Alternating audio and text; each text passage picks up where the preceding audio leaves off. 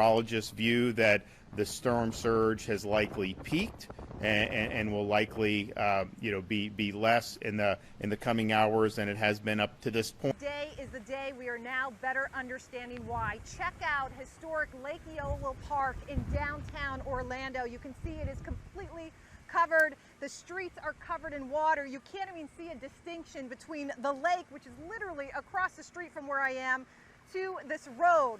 This is an historic part of the city. If you come down to downtown Orlando, you come to Lake Eola Park. It's just a very family-friendly area. There's an amphitheater here. There's a lot of family events, a lot of concerts. But today, it is basically part of the entire area is sort of underwater here. You can see the hydrants. I mean, we're looking at least about 2 feet of water in this area. Hydrants are covered, benches are covered. The lake's famous swans and ducks here have even confused the streets for the lake. Residents estimate the lake is about 10 feet above its typical height. The scene in this historic district today, they say, marking another piece of history here. I mean, if you think about how deep it may be, we saw an airboat on there, and we're not sure if they were carrying out a rescue operation, but we actually saw an airboat on here. And so people are really trying to get back to some type of normalcy here, because we saw some people here going into this store.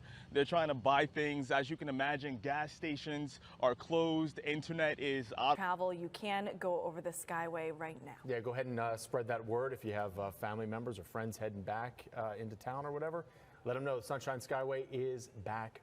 Typically, that is a side where, since it was on the southeast side, you'll get a lot of storm surge in that area in general. The strongest winds with this storm were still a bit farther to the north as it moved on shore, but the storm surge and the freshwater flooding, of course, would be a major concern in this area. And it's hard to see, I think, at this point. Clearly, the water in the Gulf is quite churned up. It's not the one that we were looking at and we had some pictures of pretty early on this morning. And so we're actually seeing the tip of Sanibel. So on the left-hand side, if you're looking at a map straight down, you'd be looking at the eastern tip of Sanibel. The causeway comes over from Punta Rasa, and then as you get onto the island kind of curves south and west. So we're looking at that stretch that is more of a kind of north. You can see this power line, just the pole snapped into two. All of these down power lines, most of the area still without power. And what seems to have caused this down power line is this major tree that was uprooted and fell onto the lines. You just see tree limbs and lots of debris on the road, where crews are going to be having to work around the clock to get this all cleaned up and to get the roads back into working conditions here. But as I mentioned, this tree fell, and what appeared to be just a lot of saturation from all the rain that we got here in Polk County. To this neighborhood. On this side of the neighborhood, they've rescued about a half dozen people. We have been here for every single one of them. We really just kind of drove up on here and it was all starting to go down, and we just started to capture it. On the other side of this, it's called Orla Vista here in western Orlando. There are a number of single family dwellings there. We understand, guys, that they rescued several hundred people from that part of the neighborhood. And so you can see the crew coming in. There's some media on this raft here. The Bay Area, we know Sarasota County, Manatee County.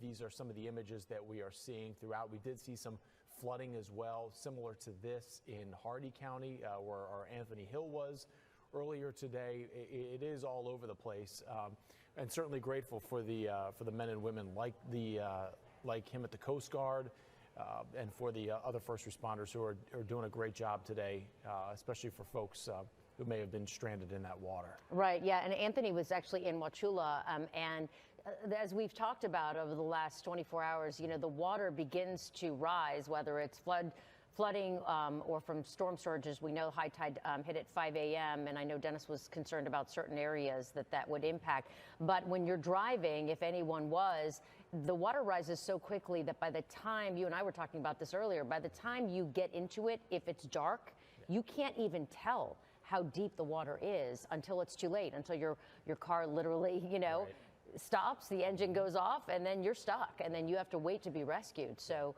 it can be a very, very dangerous time if you are out in the elements.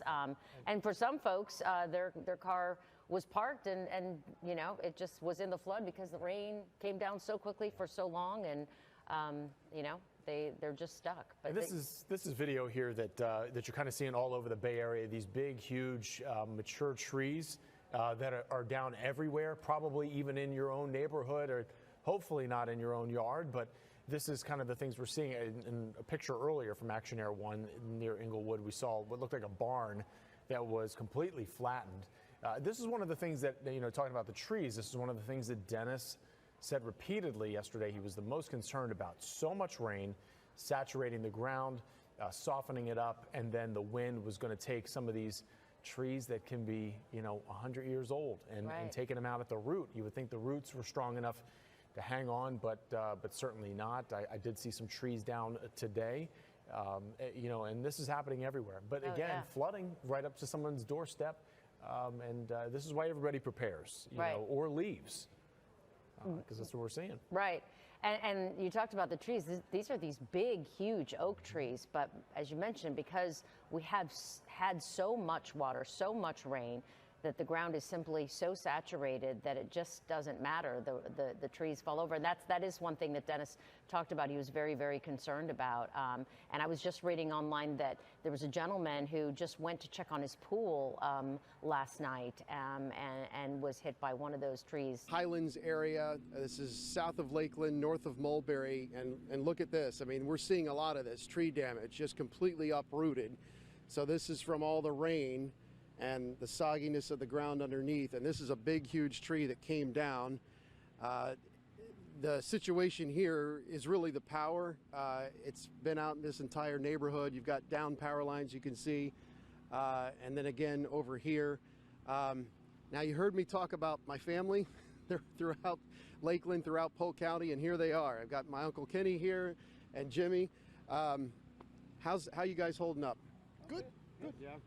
We had to go get another generator to keep things going, but. So the generators you hear humming all throughout the neighborhood. Everyone, I mean, this is the only way you're going to be able to get power right now. Yes, absolutely. How was it last night?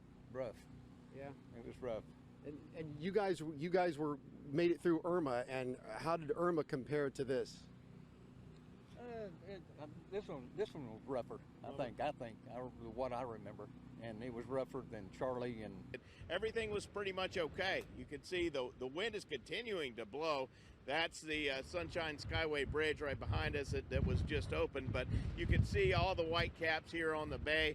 It's getting close to some of these restaurants that are on the water, so really still churned up here. But as far as what's going on here on the island itself, it's just a beautiful day, beautiful sunshine, no humidity, feels like a nice fall day, and people are coming back relieved who had boarded up their homes, taking down those boards, getting ready to start their lives back again. This is a live picture. That is just... and this is Fort Myers. Is it Fort Myers near the beach? It looks like, yeah, because that's the water. Yeah, that's near the water.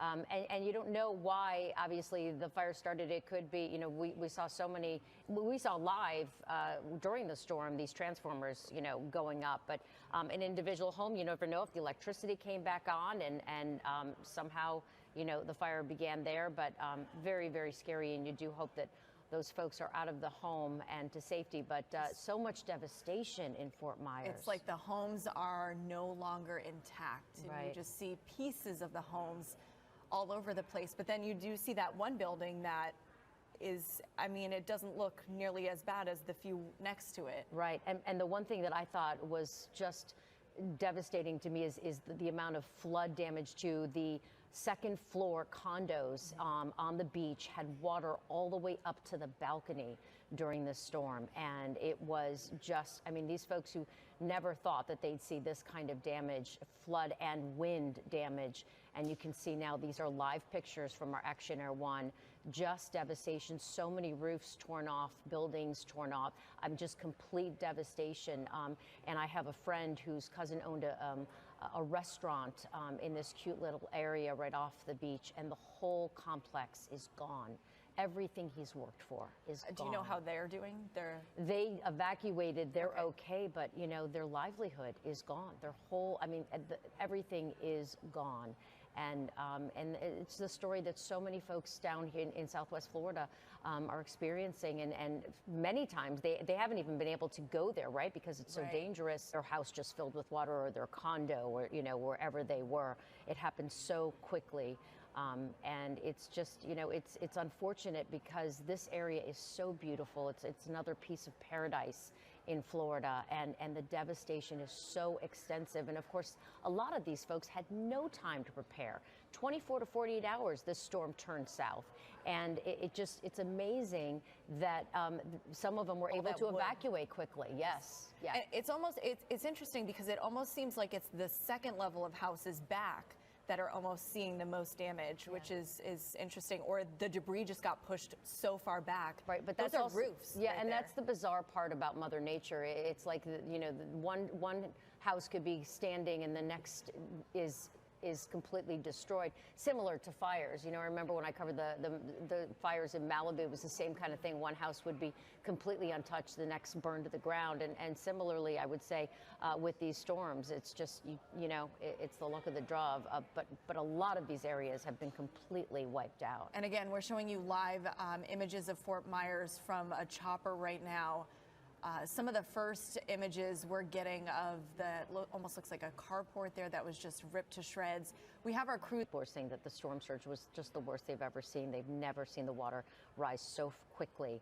And like we talked about, they didn't have time to board up. They didn't have time to get to safety. Some of them, that, you know, or chose to stay thinking it wasn't going to be so bad. On the home, but on the vehicle itself, 2 trees have fallen down in this home. And if you go across the street, there's another tree that has fallen on top of a electric pole. The electric pole has snapped into 2. And so no one here has power. But that's the story for thousands of people in Polk County, continuing not to have power as crews work to get the power restored, to get these trees off of homes and off of the roadways so that people can access their neighborhoods. I spoke with Mr. Lewis, who has lived in this home since 2014, and he tells me this is the worst storm damage that he's encountered since living here. But he is very grateful that it wasn't worse. He's grateful that his family is okay. You know, this is all material things, he says, and he's just grateful that it could have been worse. And his neighbors were here right away to assist him, picking up some of the fallen trees and getting the tree off of his roof.